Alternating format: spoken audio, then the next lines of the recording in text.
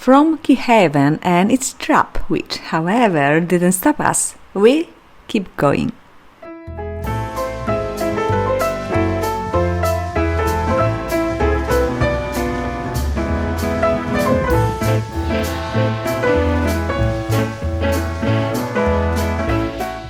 We haven't got tired of the cruising shoot. We are enjoying it like chocolate ice cream. Well, maybe strawberry with cream. Chocolate wouldn't look as beautiful.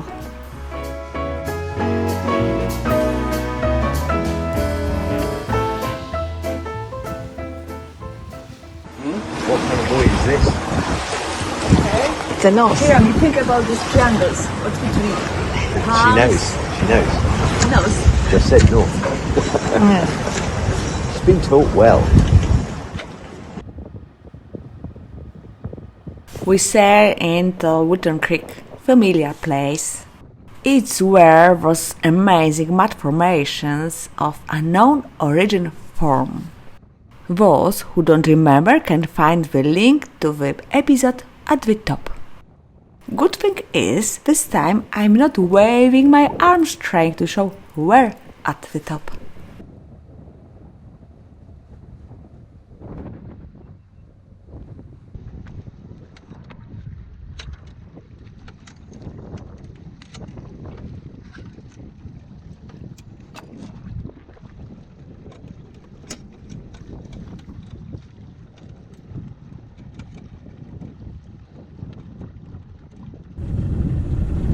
So we can't go this side of the side.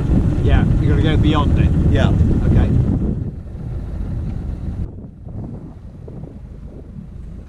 Sometimes one might get the impression that entering a port marks the end of sailing work.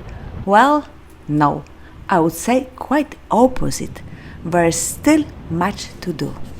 What do our guests often not see? Well, approaching the quay is one thing, although sometimes it takes a while. But securing the yacht so that you can live or sleep peacefully is often a lengthy process. First, we throw the lines to stop and position the yacht. You already know that we checked various methods, and there are quite a few. Sometimes it worked out better for us, sometimes idea turns out to be off. Then comes the repositioning of the lines, adding springs, maybe even a breast line. A spring is a mooring line but acts the opposite way to a normal line. Anchored at the stern of the vessel, it runs to the quay toward the bow, then called a stern spring. And anchored at the bow, it runs toward the stern, and it's not difficult to guess. It's called a bowspring. Generally, it stabilizes the yacht. A breast line, on the other hand, is a line acting perpendicular to the boat. We don't really use it. No.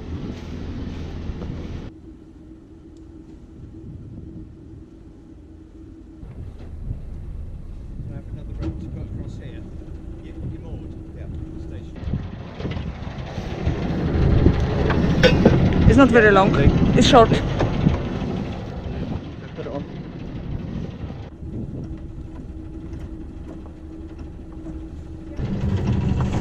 Here. I think go on that feet, Ola. Okay. I think go on that feet, Ola. Not there, because I haven't got enough up here. That's good, Ola. That's good. Yeah, another two. Hola. Yeah, you take 2 turns. That's good. Sorry about the short rows. It was just... then it off. No, make it off. It's tight. I don't know, make it off. Give me a shot. Take that off. Take it off. Sorry, I'm just... Make it off and take it off. No, They're two take different it things. off. Ah, really? On it. I had the first Okay, time let in go. my life. Ola, let's go. Let's go. Thank you. Let go, Rich. Let me do it. Easy. So two different things. Take it off and make it off. Means opposite. Yeah, me neither. I had it today. Jeszcze popatrzę na fenderki. Są ok. Besides the normal factors like wind and waves, which of course can be changed and need to be anticipated, there's also the matter of tides. Again, the tides. And although the key rises and falls with the water, the yacht will still settle on the mud and somehow tilt. May rest scrape against the wooden jetty, so the hull is protected by fenders, anticipating how the boat will settle, which way it may tilt. Do we know all this right away? Well, of course not. So we walk around the boat like, say, farmer around his field. We also run the mason halyard to the end of the boom so it doesn't bang around at night. When it gets windy, the halyard can hit the aluminum mast hard, and the sound is more or less like someone banging persistently on a bucket with your head inside. I thread it through the lazy jack. I hold it tightly to keep it from slipping out of my hands. I cover the mason, even in England, to protect it from the destructive effects of the sun.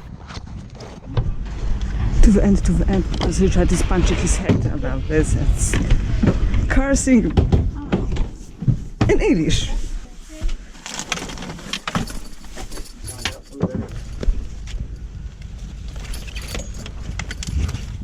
Everything must be securely fastened so the wind doesn't blow it off and so it doesn't flap at night. I would hear that too.